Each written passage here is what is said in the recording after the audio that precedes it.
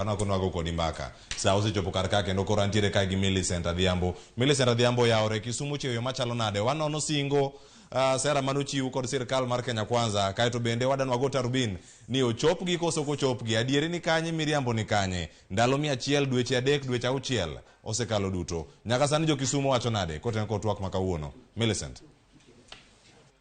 Ero kama na enya Cleophas achiel kachiel kwa wuok e alwora ma apaya Moginga Odinga kumane gi jopiny kotenore kod thor wach ma wan godo chieng' makawuono ka otenore gi weche motenore kod ndalo mane jo Kenya Kwanza ne sero ombulu ka gidwaro mondo mi oketgi e telo gigo mane gisingo mondo mi gibi tim kamoting'o ywak mag lakteche kuom ndalo 100 bero sara mar obila e kind gik mamoko kaka chopo dwaro mar doho kaachiel kod medo omenda mag chiemo mag skunde e kind mamoko. Wayudo ni e thuolo ni endi obed dweche 6 obed ndalo 100 obed dweche 3 giduto gisekadho. Koro wadwa ni wang'e pach jopiny ni to singo giduto adieri ni kanye to miriambo ni kanye. In kaka japiny abo chako kodi mondo inyisa pachi kotenore kod twak ma wan gono endi. Chak gi nyinge. Gi nyinge iluonga Alphonse Odhiambo.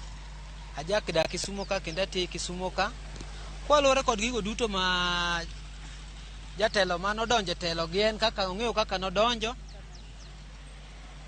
jama jatelo ni osebedo ka gik mosingo ne jopiny ok osebedo kare kata matin to en adieri ni jatelo ni gigo duto mano singo ne japiny onge mosebedo kare ma jopiny winjo mateke moloyo obed ng'ata ywak e bwo tende ni pesa kendo gik mochako kelo ni ong'ado gigo duto tende ma jok ma ni pinywa kata gimo semede pod temo kawo pesa gi sectors moro amora koro wapenjo ni ande to jatelo ka gigi duto nowacho nono biro timonwa sani ok inyal kata mana keto chiemo e mesa kuon sani ji winja kichamo kuon dichiel kendo mana kinye kichake pare kaka ne dedo mane next piny tek ne ng'ata wawinjo marach ok wamor kod telo jatelo ni kaka dhi kod japiny kata chi adieri singo mano keto go ni kanye to miriambo ni kanye adieri ku singo mano wacho onge mosetimisa kata chiel to pod waneno ko pod odhi mana mbele gik mana kotemo mana medo wuondo jopiny kotemo kata ma launch gik moko mok mana ni kare ni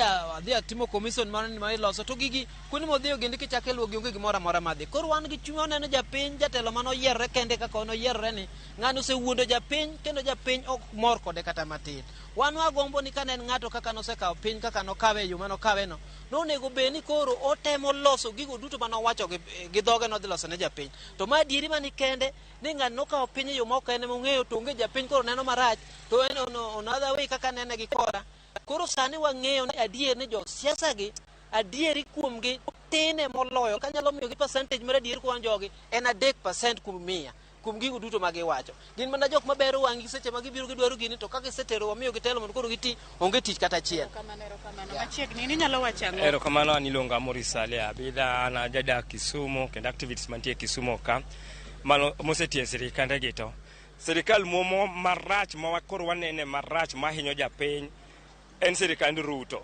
Billy oluongre ni Billy an gima nyalo wacho ni Billy Ruto president mar Kenya owere kod PR mang'eny en gi PR mang'eny na onyisore iwinjo Kenya owacho pile ni wajinga noserumo ok wan wajinga first gima danyiso Ruto en owinjo maber Kenyans hinyre e yor chiemo kamoro amora kochakre stima pi mogo skari uru nowe mogo skari kane en 120 sani skachi Ruto mabire Kenya ka en 240 mano kila achiel nyisa ni japiny ok iri chiemo ne yo makare den gima dan monda wuoyi kenda chaka stress wuoyo ma dhi mbele sani mar Kenya Kwanza togi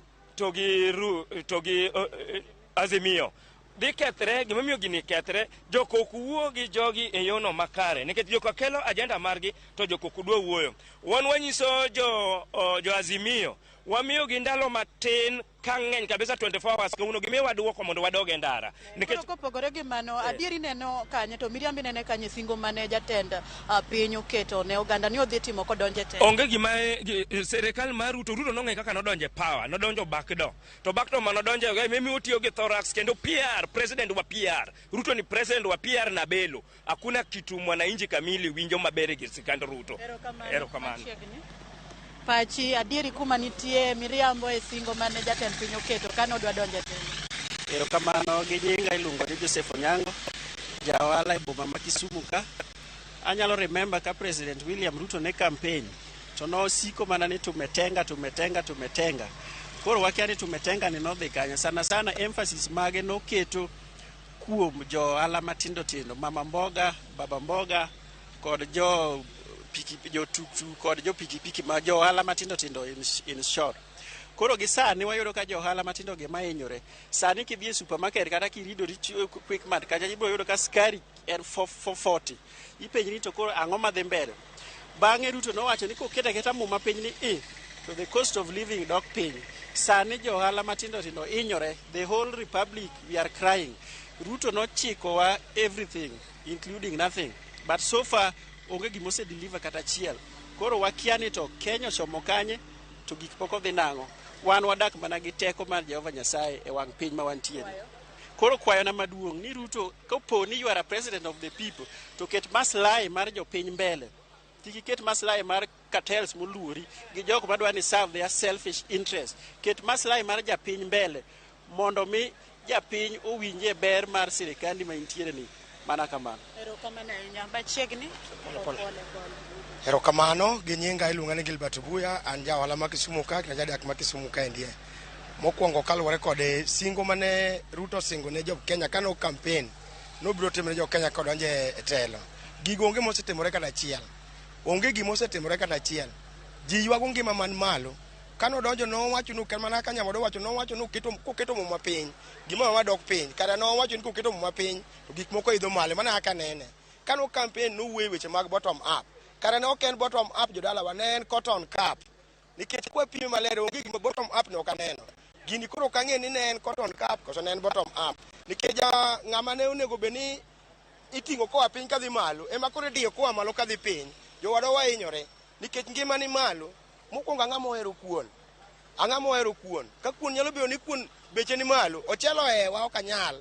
Ochelo ok nyal bedo gi iya. Omiyo akwayo president, akwayo jopiny ni ka gini otamore, kotame ni ok nyal dok piny. Piny nyalo ka gima ber ok losi. Kokethore mowuore e ka ji bedo piny ji loso. Omiyo katek, kokethore ok kethore lwer jacholo nikech koro otamore. Mondo mi ji dog e pap, weche gi olosi, ne kamarach. Nikech ne kane wapimo dire mane weche dhi matek, ne ji wuoyo nikech neno ka weche moko ne wuok maricho. Mondo ne ji obed piny ji owuo. Sani wuoyo no gisebago kumoro nono. Omiyo akwayo ni jotendwa mantie manyalo kedonwa kata manyalo wuoyonwa, wuonwa uru nikech gima dhi mbele ni to Kenya ni ochomo kamarach. Erokamano ahinya. Machiegni kwa tieko.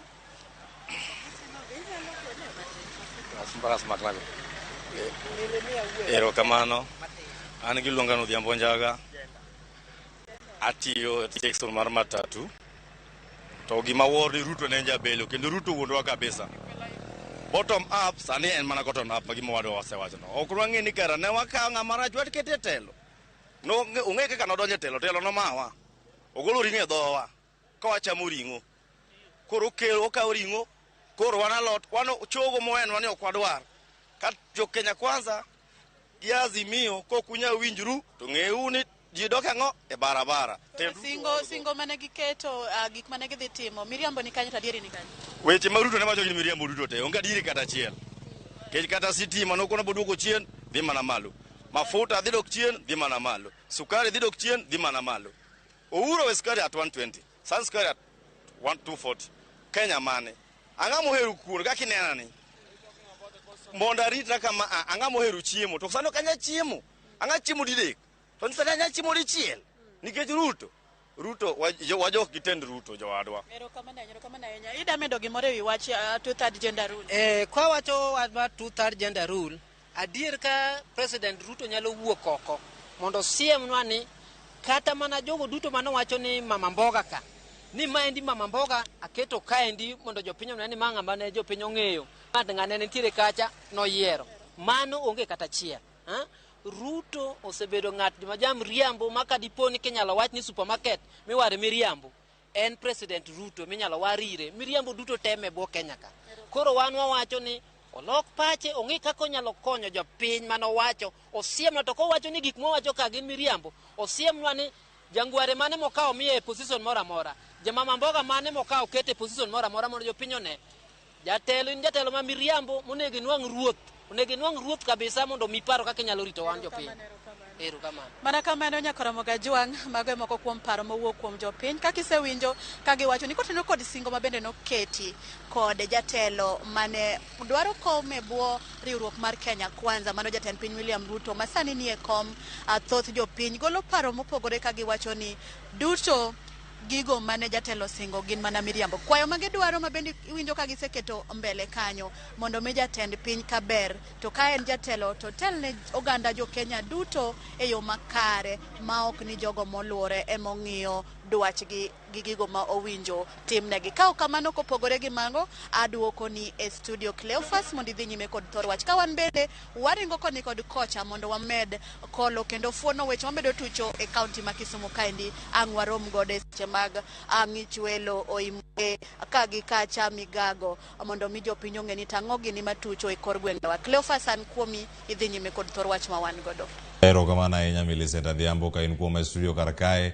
Wago ni erokamano kuom bago twak makare na nyagi jodak e kaunti ma Kisumu. Ote magichiwo kar kanyo ka gimedo luwo weche mamoko, ma bende weche manyien mag migago ka gi kacha ng'ich welo duche ma kauno kod mano maro imore idhi kelo gigo ma iluwo e kaunti ma Kisumu. Mano Millicent Adhiambo.